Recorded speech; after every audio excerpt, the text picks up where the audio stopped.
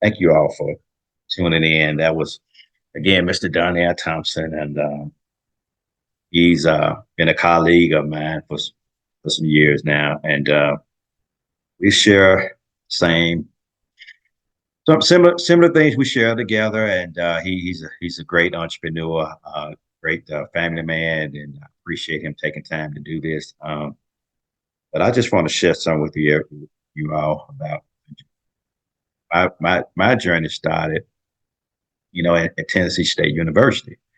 Did my senior project on the Lowndes. She's still, I think, I believe Miss Lowndes is still there at Tennessee State School of Business. I think she's the dean now. Great, AKA, and I did my senior project Subway, and that's how I got in Subway.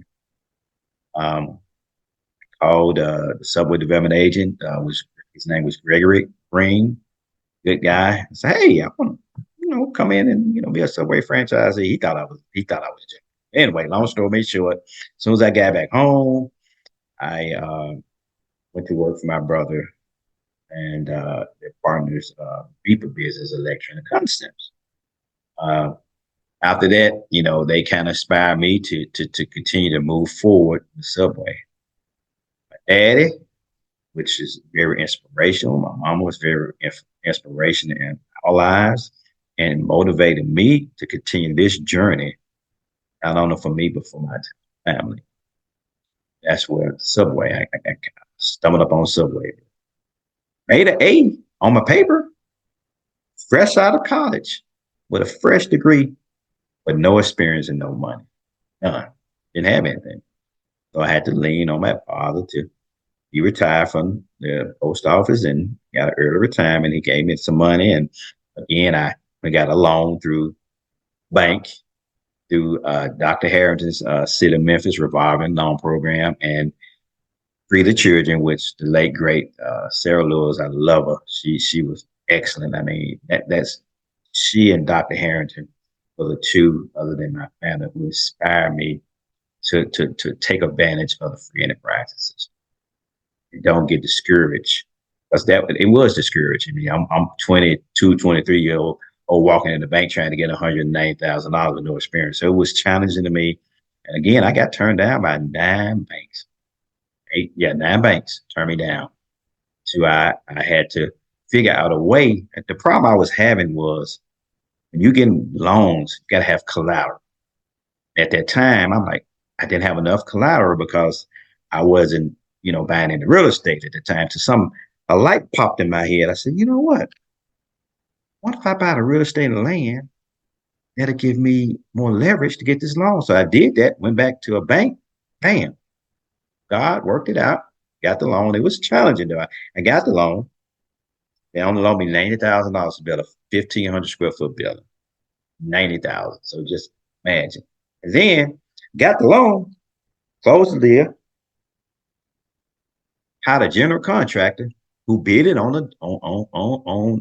doing the job and quit.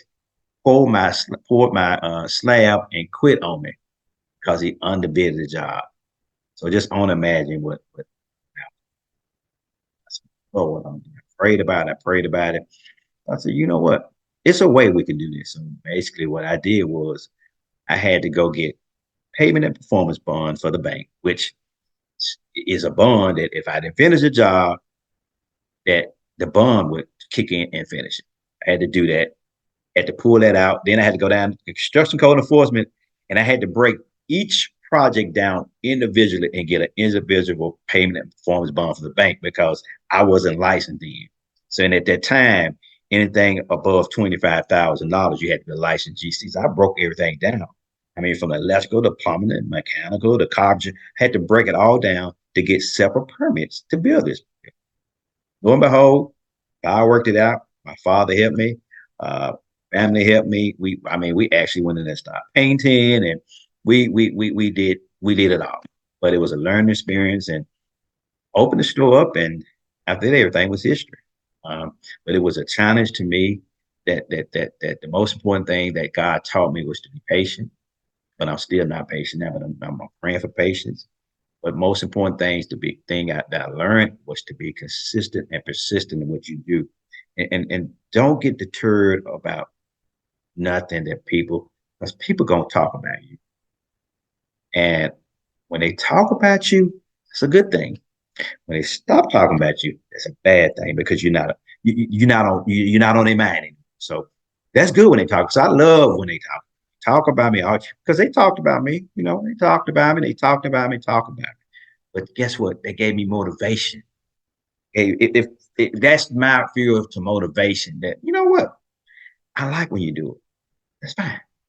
But at the end of the day, God has the last say so. So I appreciate you guys watching and tuning in. Spread the word that what I'm trying to do with my safe space for myself is to create a safe space for anybody in business to come on and talk about some things that you've been through in your life with your business and the different advice you can give us all. Because I'm telling you something, what we don't, and I touched on it earlier in the segment with Mr. Thompson. I went to several people to try to get advice. I went to McDonald's franchisee. I went to a very successful contractor, and his brothers. They own McDonald's and some other restaurants in Nashville, Tennessee. They wouldn't talk to me either. Instead of them talking to me, they want me to come work for them. That ain't what I wanted to do. I wanted to get advice. Yes, that's all I wanted. They would spend no time with me. So that's another important thing we got to stop doing. We got to get out that mindset of, well, if he know the secret or she didn't know the secret, you know, they'll get ahead of me. We can get ahead together as one. If we do that, we could be so much more powerful, more powerful. Knowledge is powerful, but we have to share the knowledge. The knowledge has to be shared. That's how you get your blessings, by sharing knowledge, what you're going through in your life. I don't care if you're in business or whatever you do at your job, to other people, so you can be an inspiration and a testimony for them to help inspire them to continue. Because we all have things that goes on out of our life that God put trials and tribulations there for a reason. But he don't do that for us to give up. He won't put too much on you can't handle. So thank you all so much. And I pray that you all this has blessed you guys in a way. And if you got any questions or comments, just let me know. I'm going to put up some other information later on down the line. I'm gonna have some more guests on too. That's in business, NBA basketball players, and some other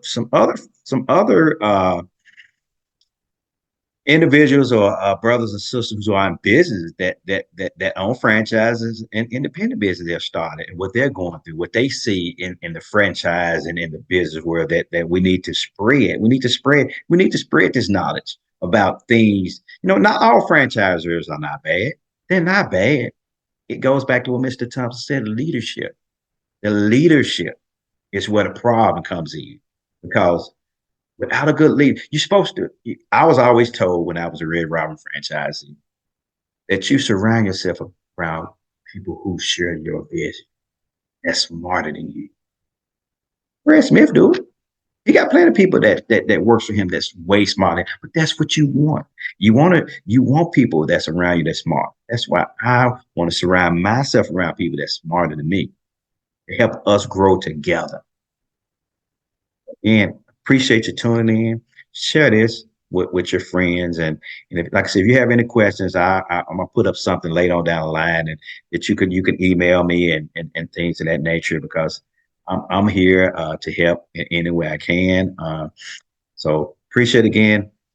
Have a blessed 4th of July, and thank you for tuning in.